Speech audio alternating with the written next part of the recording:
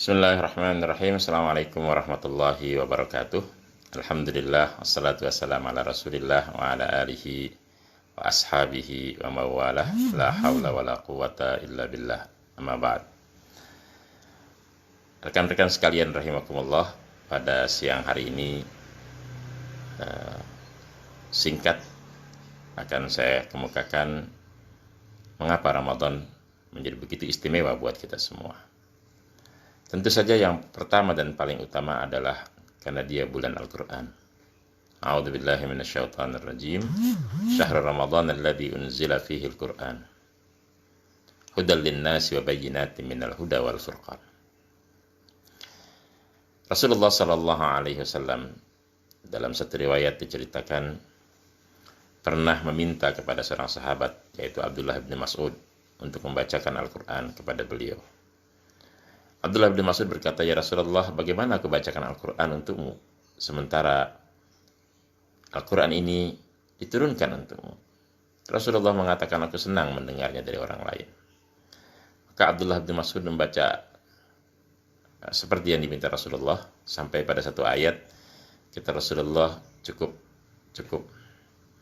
Dan Rasulullah SAW mulai menitikkan air matanya. Sahabat sekalian, tahukah ayat yang membuat Rasulullah SAW itu menitikkan air matanya? Ayat itu berbunyi, "A'udzubillahi minasyaitonirrajim. Fa kaifa idza ji'na min kulli ummatin bisyahidin wa ji'na bika 'ala haula'i syahida." Maka bagaimana wahai Muhammad jika kami datangkan kepada setiap umat itu seorang rasul sebagai saksi, dan aku datangkan akhlak sebagai saksi kepada umatmu. Rasulullah SAW menangis karena ingat umatnya yang tidak pernah bertemu dengan Rasulullah tapi mengimani seluruh ajaran yang dibawa Rasulullah SAW. Sahabat sekalian, Al-Quran adalah kitab suci yang sempurna. Kemudian para ulama mendefinisikannya sebagai kalamullah al-munazzal ala Rasulillah sallallahu alaihi wasallam. Al-Quran adalah kalamullah. Jadi lafaznya, teksnya, seluruhnya dari Allah Subhanahu wa taala. Kalamullah al-munazzal ala Rasulillah, yang turun kepada Rasulullah sallallahu alaihi wasallam. Mungkin sebagian kita pernah mendengar atau pernah bertanya, mengapa ketika kita membaca Al-Fatihah ayatnya atau lafaznya tahmid atau pujian dari kita kepada Allah. Misalnya, a'udzubillahi minasyaitonirrajim, alhamdulillahirabbil alamin. Alhamdulillahirabbil alamin yang kita ucapkan surat Al-Fatihah, yang kita ucapkan dalam setiap kali waktu salat. Lafaznya itu tahmid kita kepada Allah Subhanahu wa taala. Padahal tadi di awal definisi tentang Al-Quran adalah kalamullah, lafaznya itu dari Allah Subhanahu wa taala. Mengapa ketika di Al-Fatihah itu kita mengucapkan alhamdulillahirabbil alamin?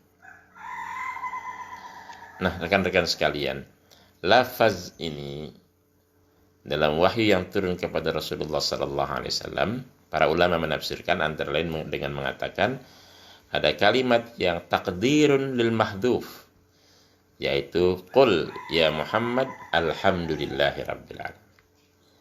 Katakan wahai Muhammad, alhamdulillahirabbil alamin, arrahmanirrahim, maliki yaumiddin, dan seterusnya. Jadi lafaznya juga lafaz dari Allah Subhanahu wa taala. Maka kalamullah yang pertama. Yang kedua, ulama mengatakan al-munazzal ala Rasulillah sallallahu alaihi wasallam, turunnya kepada Rasulullah sallallahu alaihi wasallam. Maka kalau ada orang yang mengatakan dia menerima wahyu, dia mendapatkan perintah dari Allah, seperti akhir-akhir ini kita sering dengar ada satu kelompok masyarakat yang ada satu tokoh yang mengatakan dia menerima wahyu. Nah, ini aneh sekali. Karena Al-Quran itu kalamullah al-munazzal ala Rasulillah sallallahu alaihi wasallam. Turunnya hanya kepada Rasulullah SAW, bukan kepada sahabat Nabi yang lain. Sebagian kelompok di luar kelompok ahlu sunnah wal jamaah mengatakan turunnya harusnya kepada si fulan. Tidak. Turun kepada Rasulullah SAW. Saya baca di sini dalam satu kitab, sebutkan di sini, kita tahu semua bahwa 5 ayat yang pertama turun adalah surah Al-Alaq. Bismillahirrahmanirrahim. Iqra bismi rabbikal ladzi khalaq, khalaqal insana min 'alaq, iqra wa rabbukal akram, alladzi 'allama bil qalam, 'allamal insana ma lam ya'lam. Surah Al-Alaq 1 sampai 5. Ini yang turun pertama kali kepada Rasulullah SAW ketika beliau berada di Gua Hira. Gua Hira ini adanya di Jabal Nur. Bagi bapak ibu yang pernah ke Mekah, pernah menunaikan ibadah haji atau umrah, terutama mungkin yang masih muda, pernah naik ke Jabal Nur. Di atas Jabal Nur itu ada satu gua, namanya Gua Hira. Rasulullah SAW kana yatahannas fi hadhihi al-ghar. Dulu Rasulullah SAW sering sekali merenung di gua ini. Sampai kemudian dalam satu kesempatan datanglah malaikat yang datang kepada Rasulullah SAW, Jibril, mengatakan, Iqra ya Muhammad, baca wahai Muhammad. Wa ma ana biqari, saya tidak bisa baca. Iqra ya Muhammad. Wa ma ana biqari, sampai 3 kali, kemudian Iqra bismi rabbikal ladzi khalaq, khalaqal insana min 'alaq, dan seterusnya. Kemudian Al-Quran disebutkan di bulan Ramadan ini disebutkan sebagai apa? Sebagai malam paling utamanya Lailatul Qadar. Dalam surah Al-Qadar. Kita sudah hafal semua surahnya, pendek sekali. Tapi kandungannya apa? Allah menyebutkan, A'udzubillahi minasyaitonirrajim. Inna anzalnahu fi lailatul qadr wa ma adraka ma lailatul qadr. Lailatul qadri khairun min alfi syahr. Tanazzalul malaikatu warruhu fiha biidni rabbihim min kulli amr. Salamun hiya hatta matla'il fajr. Dalam ayat lain Allah sebutkan inna anzalnahu fi lailatin mubarakah. Dan seterusnya. Apa maksud dari ini semua? Maksudnya adalah bahwa turunnya Al-Qur'an munajjaman dalam satu dalam satu masa, yang masa itu disebutkan munajjam, yang kemudian ditegaskan syahrul Ramadan alladzi unzila fihi al-Qur'an. Kemudian ulama kemudian mendefinisikan lebih jauh. Pertama, kalamullah al-munazzal ala Rasulillah sallallahu alaihi wasallam, al-maktub bil masahif, yang tertulis dalam mushaf itu, yang kita kenal sekarang dengan mushaf Rasam Utsmani. Teman-teman sekalian, dinamakan Rasam Utsmani itu karena dikompilasinya di zaman Sayyidina Utsman bin Affan radhiyallahu anhu. Jadi ketika Utsman bin Affan radhiyallahu anhu memerintahkan untuk dilakukan nazmul Quran, dilakukan kodifikasi Al-Quran, itu sudah dimulai sesungguhnya di zaman Abu Bakar Siddiq radhiyallahu anhu. Dari mana kita tahu? Ketika Umar bin Khattab datang menghadap kepada Abu Bakar Siddiq, ya Khalifatul Rasul sallallahu alaihi wasallam, ya Abu Bakar ini panggilannya Khalifatul Rasul. Nah, jadi jangan keliru, Abu Bakar itu dipanggilnya Khalifatul Rasul, artinya pelanjut Rasulullah SAW. Tapi ketika Umar berkuasa, Umar tidak mau dipanggil khalifah lagi. Kata Umar, saya cukuplah jadi Amirul Mukminin, orang yang mengurus urusan orang-orang yang beriman. Nah, sebetulnya Amirul Mukminin itu sudah downgrade menjadi dari Khalifatul Rasul kepada Amirul Mukminin. Kata Umar bin Khattab kepada Abu Bakar Siddiq, ini banyak yang meninggal dalam perang Yamamah. Kalau kita biarkan hafiz Quran yang meninggal dalam perang Yamamah ini, berbahaya, karena itu kita harus kumpulkan Al-Quran. Abu Bakar pertama mengatakan, apakah harus kita lakukan sesuatu yang tidak dilakukan Rasulullah? Nah, ini zaman sekarang sudah sedikit-sedikit ramai bid'ah dan seterusnya. Abu Bakar hanya mengatakan, apakah kita lakukan sesuatu yang tidak dilakukan Rasulullah? Apa kata Umar? Wallahi fihi khair. Demi Allah, kata Umar, ada kebaikan di situ, harus kita lakukan. Sampai 3 kali itu Umar mengingatkan Abu Bakar, wallahi fihi khair. Demi Allah ada kebaikan di situ, harus kita lakukan. Kemudian beliau mengatakan lagi wallahi fihi khair. Akhirnya Abu Bakar sepakat, baik, kita kumpulkan. Dikumpulkanlah catatan-catatan sahabat yang berserakan itu dari Al-Quran, sampai kemudian Abu Bakar Siddiq meninggal. Mushaf yang ada di tangan Abu Bakar diserahkan kepada Umar bin Khattab. Sampai sekian lamanya di tangan Umar bin Khattab. Umar bin Khattab meninggal, dipegang oleh Hafsah binti Umar bin Khattab, anaknya Umar, istri Nabi sallallahu alaihi wasallam. Begitu Utsman memegang riasah kekuasaan, itu diawali dari satu sengketa cara membaca ketika para sahabat berada di satu wilayah di Armenia. Sebagian mengatakan di wilayah Armenia. Mereka berselisih paham, ini bacanya apa nih? Sebagian mengatakan bacanya ini, suaranya begini, harus begini. Kemudian datanglah kepada Utsman bin Affan. Maka Utsman bin Affan kemudian memerintahkan beberapa orang sahabat untuk menjadi semacam tim yang mengkodifikasi Al-Quran. Maka sampailah ke tangan kita Mushaf Utsman. Mushaf bahkan lebih lengkapnya Mushaf Rasam Utsmani. Nah, dinamakan mushaf karena per satu lembar itu sahfah. Satu lembar sahfah seperti ini sahfah. Kemudian ketika sudah banyak terkumpul menjadi mushaf. Karena disusun di zaman Utsman, maka dinamakanlah Mushaf Utsmani. Dan kenapa ditambahkan kata rasam? Mushaf Rasam Utsmani. Nah, teman-teman sekalian, karena orang Arab itu kalau menulis itu seperti melukis. Misalnya kalau kita dalam huruf Latin itu A, B, C itu diangkat tulisan. Tapi orang Arab itu kalau menulis seperti melukis. Bismillahirrahmanirrahim. Ba disambung ke sin, disambung ke mim, dan seterusnya. Maka dinamakanlah Mushaf Rasam Utsmani.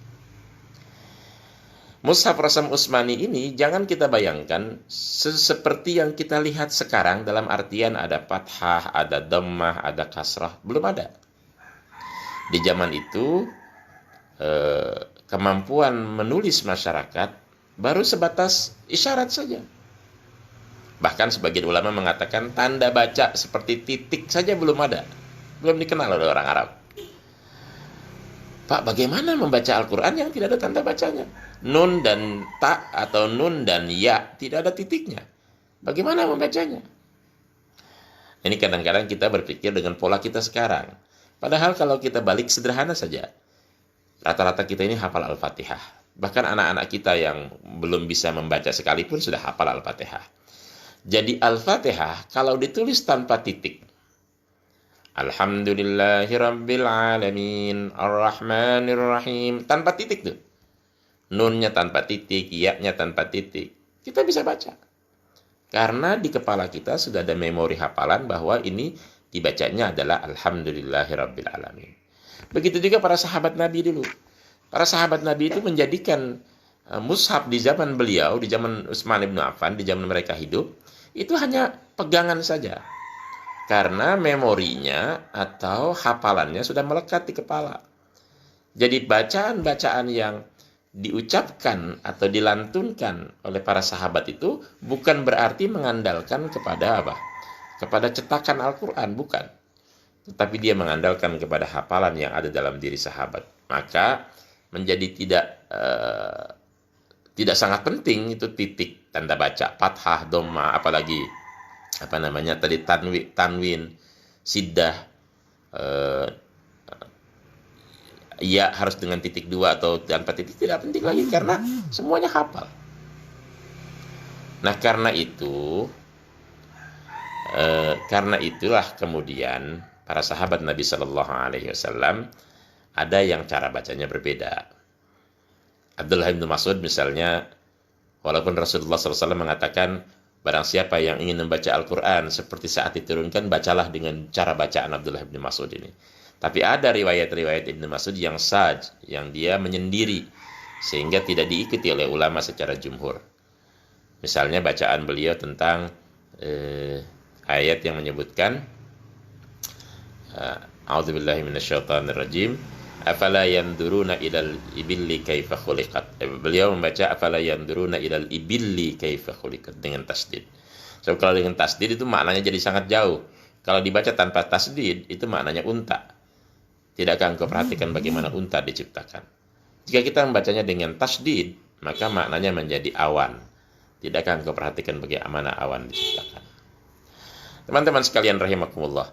Maka Al-Quran itu pertama kalamullah al-munazzal ala Rasulillah sallallahu alaihi wasallam, al-maktub bil masahif. Masahifnya ini masahif di zaman Utsman bin Affan yang sampai ke kita. Tapi ingat, al-mushafnya ini bukan sandaran utama. Yang menjadi sandaran utama adalah hafalan para sahabat. Karena itu Al-Quran itu berriwayah, dengan riwayat. Nah, adalah cara membaca pun ada riwayatnya. Maka ada sanad dalam mempelajari Al-Quran. Tidak boleh belajar Al-Quran itu hanya dengan misalnya sekarang ada YouTube, ada Google, ada aplikasi-aplikasi apa. Tetap dia harus punya sanad. Sanad ini ujungnya sampai kepada Rasulullah Sallallahu Alaihi Wasallam. Kemudian yang berikutnya tadi al-maktub bil masahif, al-manqul ilaina bitawattur. Apa maksudnya? Sampai kepada kita dengan riwayat yang mutawatir. Nah, teman-teman sekalian, itu riwayat yang mutawatir. Apa maksudnya mutawatir? Mutawatir ulama menafsirkan atau ulama mendefinisikan sesuatu yang nukila jam'un an jam'in, disampaikan dari satu orang banyak, dari masyarakat banyak kepada masyarakat banyak berikutnya. Nah, ulama dulu mengatakan mutawatir ma'aksar min salasah, yang lebih dari 3 orang itu kategorinya sudah mutawatir. Maka dalam ilmu hadis nanti lain lagi pendefinisiannya. Apa mutawatir lafzi, mutawatir maknawi, dan seterusnya. Tetapi mutawatir di sini artinya ma tuhilul adah anil kidb. Sesuatu yang secara logika mustahil terjadi kebohongan. Karena saking banyaknya orang meriwayatkan. Saya kasih contoh beginilah. Indonesia merdeka tanggal 17 Agustus 1945. Kita tidak ikut menyaksikan peristiwa itu. Mungkin kakek nenek kita mendengar menyaksikan. Tetapi karena semua orang bercerita bahwa kemerdekaan RI tanggal 17 Agustus 1945, maka secara akal logika sederhana, tuhilul ada tawattu'ihi manil kidb. Secara akal sederhana, mustahil orang sepakat untuk berdusta bahwa tanggal 17 Agustus itu hari kemerdekaan RI. Begitu juga Al-Quran. Al-Quran itu ketika disebutkan riwayatnya mutawatir sampai kepada kita dengan cara yang mutawatir, itu mustahil terjadi kebohongan. Maka ketika misalnya kita membaca a'udzubillahi minasyaitonirrajim, qul huwallahu ahad, Allahus samad, lam yalid wa lam yulad wa lam yakun lahu kufuwan ahad, itu riwayatnya sama terus sampai kepada Rasulullah SAW. Terjadi memang ikhtilaful qiraah, perbedaan cara membaca. Nah, ini ada sebabnya. Rasulullah SAW satu hari mengatakan, Jibril itu selalu menasehati aku, selalu memberikan wahyu dengan berbagai metode membaca. Aku sebetulnya sudah meminta Jibril untuk dalam satu bacaan saja, tapi metodenya berbeda-beda. Tetap saja Jibril datang dengan metode yang berbeda atau dengan cara baca yang berbeda, dengan suara yang berbeda, sehingga kata Rasulullah SAW, laqad unzilal Qur'an ala sab'ati ahrufin. Al-Quran itu diturunkan dalam 7 huruf. Sebagian mengatakan 7 huruf itu 7 model bacaan. Sebagian lagi mengatakan, sebagian ulama lain mengatakan 7 itu maksudnya banyak. Al-Quran itu diturunkan dalam banyak model bacaan. Ketika ada seorang ulama, Imam Ibnu Mujahid misalnya, mulai mengkodifikasi cara membaca itu, maka beliau mengkodifikasi hanya 7 saja yang paling mutawatir, yang paling diterima. Maka dikenallah kemudian dengan qiraah sab'ah. Walaupun sebenarnya banyak lagi bacaan yang lain. Banyak. Misalnya saya kasih contoh. Alam yakun nutfatan min maniyyin yumna, thumma kana 'alaqatan fa khalaqa fasawa. Di sana ada ulama, ada bacaan, kalau bacaan di Irak itu, di Basrah, kalau kita kan membacanya alam yakun nutfatan min maniyyin yumna. Di Basrah itu dibacanya alam yakun nutfatan min maniyyin tumna. Jadi dia pakai tak, kita pakai ya. Maknanya bagaimana? Nah, pertama sekali lagi, nuqtoh atau tanda baca titik-titik-titik itu di awal, di zaman Sayyidina Utsman belum dikenal. Baru kapan itu dikenal? Itu dikenal ketika ada seorang ulama namanya Abu Abdurrahman Al-Farahidi. Ini hidup di dinasti Abbasiyah. Beliaulah yang mulai memperkenalkan cara ada tanda baca titik. Nah, karena Al-Quran sudah mulai susah dibaca oleh orang-orang yang tidak menguasainya. Abu Abdurrahman Al-Farahidi ini mengenalkan titik, mengenalkan fathah, bahkan fathah doma ini lebih belakangan lagi. Abdurrahman Al-Farahidi. Nah, teman-teman sekalian, jadi 7 qiraah yang dipilih oleh Imam Mujahid, itu qiraah yang menurut beliau adalah qiraah yang paling mutawatir dari sisi periwayatan. Kemudian tidak menutup di antara qiraat-qiraat itu berbeda cara bacanya. Tetapi tetap dalam koridor yang sesuai dengan riwayat kepada Rasulullah sallallahu alaihi wasallam. Saya tadi beri contoh ayat a'udzubillahi minasyaitonirrajim, alam yakun nutfatan min maniyyin yumna tsumma kana 'alaqatan fa khalaqa fasawwa. Bukankah kalian wahai manusia, alam yakun nutfatan min maniyyin yumna, itu bacaan kita. Nutfah min maniyyin yumna, dari sperma yang dipancarkan. Tetapi bacaan sahabat yang lain atau bacaan orang-orang di Irak, alam yakun nutfatan min maniyyin tumna. Bukan pakai ya, tapi pakai ta. Pak, maknanya jadi beda. Perbedaan makna itu tidak mengurangi esensi arti sesungguhnya. Karena kalau diambil atau kita baca alam yakun nutfatan min maniyin yumna. Yang memancar itu mani, karena katanya mudzakkar, maka di sana menjadi yumna. Tetapi kalau dibaca nutfatan min maniyin tumna, yang memancar paling jauh ke dalam sampai bertemu dengan indung telur, itu nutfah. Satu saja, satu sel dari jutaan sel mani, sel sperma dari seorang laki-laki yang kemudian masuk ke dalam vagina seorang perempuan, masuk kemudian ke dalam uterus perempuan, masuk bertemu dengan indung telur perempuan, hanya satu saja. Karena itu nutfah. Nutfah, karena dia nutfah di ujungnya menggunakan tak marbutoh, tak yang keikat, marbut, keikat, maka kata kerjanya pun harus mu'annas. Maka itu alam yakun nutfatan min maniyin tumna. Itu bacaan dulu, bacaan orang-orang sahabat-sahabat yang berada di Basrah atau di Irak. Kedua-duanya benar. Kedua-duanya benar secara ilmu pengetahuan. Kedua-duanya benar secara sanad sampai kepada Rasulullah Sallallahu Alaihi Wasallam. Karena itu Imam Suyuti mengatakan ini dua-duanya benar. Allah Akbar. Akan kalau kita baca lebih jauh lagi itu di lanjutan daripada surah itu, lam yakun nutfatan min maniyyin yumna tsumma kana 'alaqatan fa khalaqa fasawa. Allahu Akbar. Allah menyebut tsumma kana 'alaqah. Apa 'alaqah itu? 'Alaqah itu sering diterjemahkan di Al-Qur'an itu sebagai sesuatu yang melekat.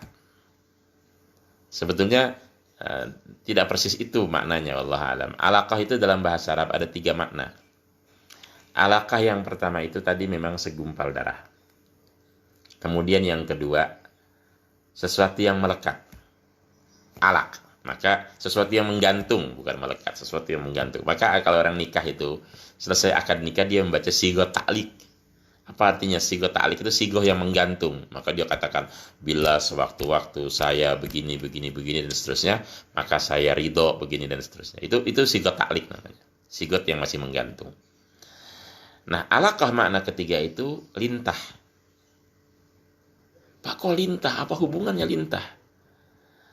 Teman-teman sekalian, ketika kita dulu masih dalam perut ibu kita itu, dalam umur 21 hari kandungan, besar kita itu sebesar lintah.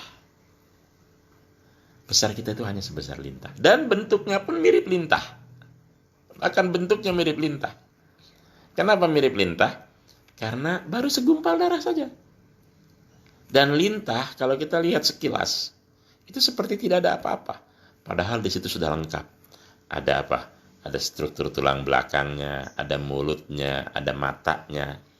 Nah, manusia dulu itu, Masya Allah, dalam usia kandungan 21 hari itu hanya seperti lintah. Jadi Al-Quran itu, ketika para ulama mengatakan, pertama kalamullah, kemudian yang kedua al-munazzal ala Rasulillah, turunnya kepada Rasulullah SAW, al-maktub fil masahib, tertulis dalam mushaf-mushaf, kemudian al-manqul ilaina bitawattur, sampai kepada kita dengan riwayat yang mutawatir.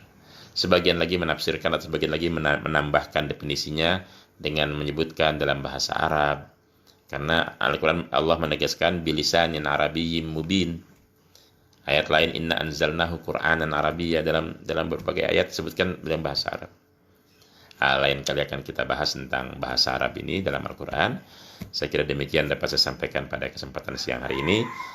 Sebagai bagian dari tawasau bil haq, tawasau bis sabr, sebagai saling kita saling mengingatkan. Semoga bermanfaat. Usikum nafsi bittaqwallah. Assalamualaikum warahmatullahi wabarakatuh.